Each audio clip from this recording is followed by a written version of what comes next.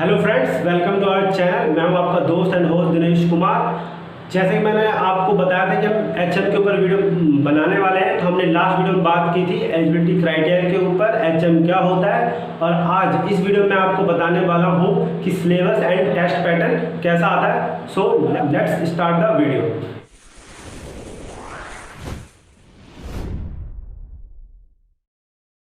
तो आइए फ्रेंड्स, अब बात करते हैं सिलेबस के ऊपर। जैसे कि मैंने आप बोर्ड पे देख रहे होंगे, मेरे सिलेबस में लिखा है न्यूमेरिकल एबिलिटी। न्यूमेरिकल एबिलिटी में क्या है, आपको मैथमेटिकल क्वेश्चन होंगे, तो मैथमेटिकल क्वेश्चन को सॉल्व करना है। और मैथमेटिकल क्वेश्चन ज़्यादा हार्ड नहीं है, इसका जो लेवल रहता है वो 9 to 10 का लेवल रहता है। और इसके बाद जो है दूसरा क्या है, रीजनिंग एंड लॉजिकल डिडक्शन। तो जो बच्चे 12th करके जो इसकी तैयारी करते हैं, तो पहले तो उनको पता है तो रीजनिंग क्या है, लॉजिकल डिडक्शन क्या है। लेकिन जो इसकी तैयारी की इन्फॉर्मेशन रखते हैं, जिनको पता है, तो आप ये पता कर सकते हो वेबसाइट से या रीजनिंग के बारे में यूट्यूब पे भी पता कर सकते हो क्या होती है रीजनिंग। तो ये रीजनिंग और लॉजिकल डिडक्शन आता है। इसमें क्या है, थोड़ा सा माइंड का खेल है, इसमें आपको सोचना पड़ता है, आपका जो थॉट्स पावर है उससे कैसा है वो पता चलता है। इसमें क्या है, इसके बाद है आपका general knowledge and current affairs.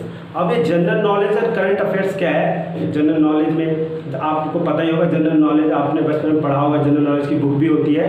और इसके बाद है करंट अफेयर्स। करंट अफेयर्स क्या है, जब आप पेपर देते हैं तो उससे 3 महीने के अंदर के कि आपके आसपास के क्या इवेंट्स चल रहे थे।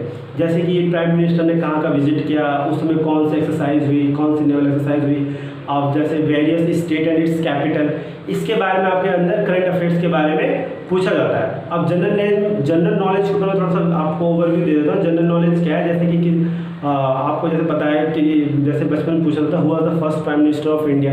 और जैसे मतलब स्टैटिक नॉलेज जो होती है, स्टैटिक नॉलेज के साथ साथ जो करंट नॉलेज चल रही है उसके बारे में जानकारी देते हैं कि अब जैसे कि भारत में पहला परमाणु बम कब आया, भारत और पहला परमाणु बम किसने बनाया, सबसे पहले परमाणु बम किस देश पे गिराया गया। तो ये सारी चीज़ें जनरल नॉलेज के अंडर में आती है। और एक होता है जनरल साइंस।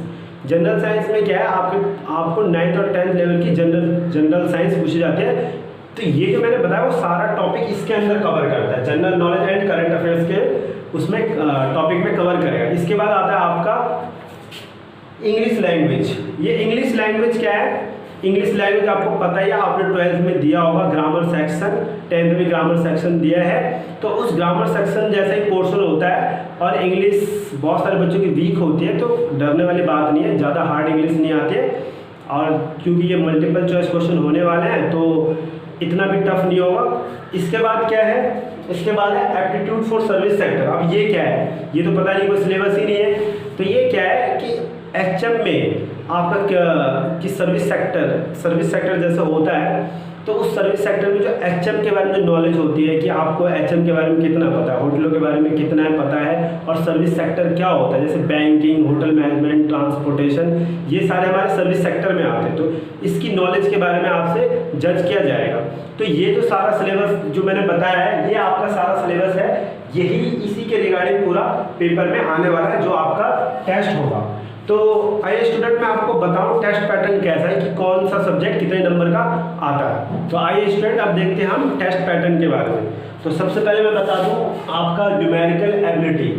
तो जैसे मैंने बोला था मैथमेटिकल क्वेश्चन होते हैं तो वो 30 नंबर का आता है। उसके बाद रीजनिंग एंड लॉजिकल डिडक्शन भी 30 नंबर का आएगा। General knowledge and current affairs ये भी 30 नंबर का आएगा।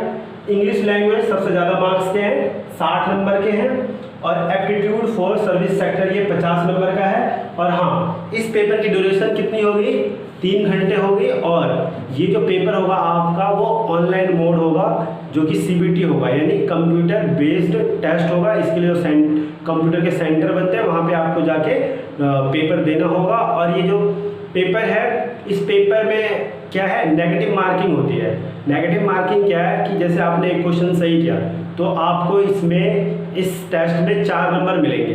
लेकिन इसके साथ आपने सेकंड क्वेश्चन किया तो सेकंड क्वेश्चन आपका गलत है तो -1 कट जाएगा। तो इसका मतलब 2 क्वेश्चन को करने में आपको कितने नंबर मिले, 3 नंबर मिले। यानी कि राइट के आपको +4 मिलेंगे, रॉन्ग आंसर के -1 मिलेंगे। ये नेगेटिव आंसर का कॉन्सेप्ट होता है।